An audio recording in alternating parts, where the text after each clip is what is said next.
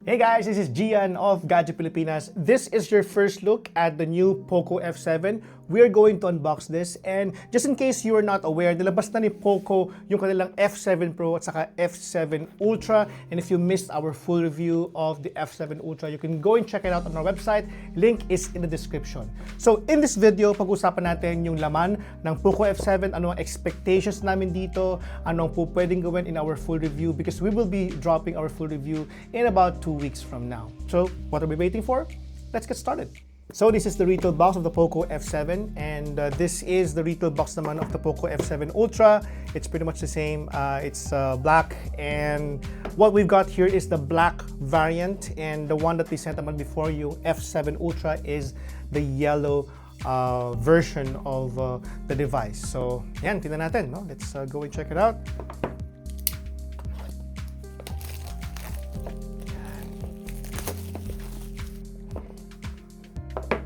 Okay, so here's some documentations, SIM ejector tool. We've got also the case, which is a gray case. Yeah, it is a gray case.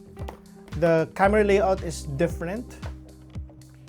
Let's go and see what else we can find. This is the phone. We'll get into that later.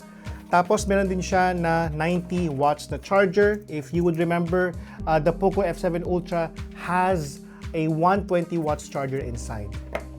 Ito naman ay may kasama din naman siya na cable, which is a Type A to Type C cable.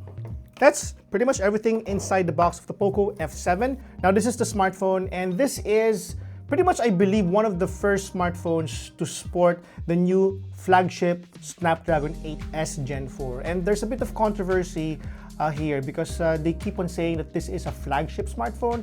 And in some extent, it is, because this one, according to Xiaomi, can reach up to more than 2 million in terms of Antutu rating on benchmark. Now, we will verify that later once we do our full review.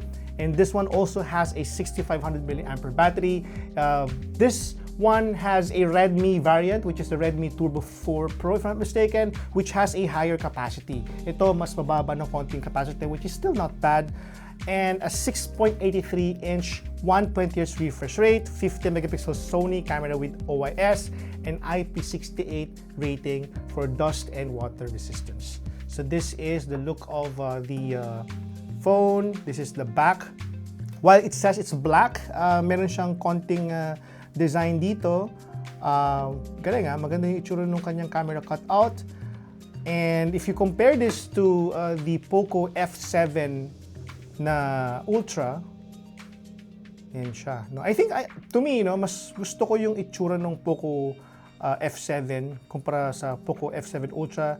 The design may not be for everyone, but I prefer the one on the Poco F7. Let's fire it up. Now, what else can you see here, at least sa design niya? We've got also sleep and wake buttons sa baba and volume rockers at the top. We've got also SIM tray. I believe this is a microphone, Type-C port, and the speaker. Now, what we've got here is the 12 gigs variant, RAM variant, and with 512 gig of internal storage. And as far as I remember, the one we've got also on the F7 Ultra has a higher configuration, which is a 16 gigs of RAM with 512 gig of storage, pero Snapdragon 8 Elite itong F7 Ultra, which is really the flagship level. Now, the Poco F7 Ultra squashed the competition when they announced it a few months back, because it is really a phone with a banger price with a really good chipset, which is a real flagship chipset. Now, in the case of the Poco F7, the price will be a little bit lower compared to what we've got on the Poco F7 Ultra. Pero ito naman, kahit papano, is a little bit of a flagship because, as I mentioned, 2 million, more than 2 million Antutu. And I believe in terms of performance, this can go at least at par. May not be as fast or faster than the latest 9400E by MediaTek, but it can compete. We will be able to validate this when we post our full review of the Poco F7. And right now, the competition is against the Realme GT7, which has the MediaTek Dimensity 9400E, which I believe can be a little bit faster than this one. But then again, we have got here the price segment, and definitely when it comes to Poco, they really do price their products very, very well, and when compared to competition.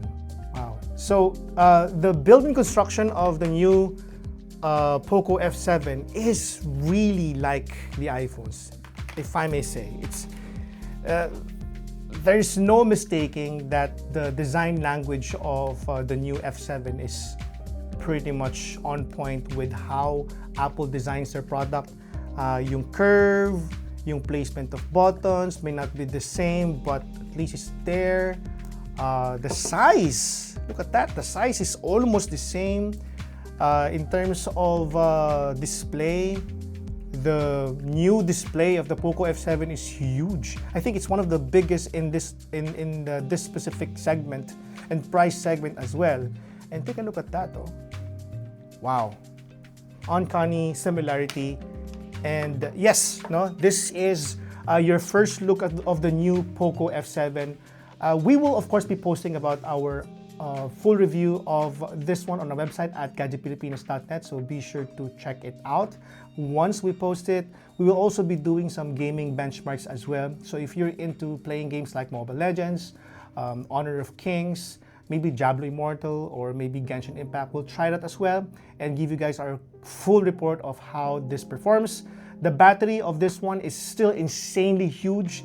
Even if you compare it to the Redmi Turbo 4 Pro, which is more than 7,000 milliamperes, this one is a little bit lower at 6,500, but still good enough.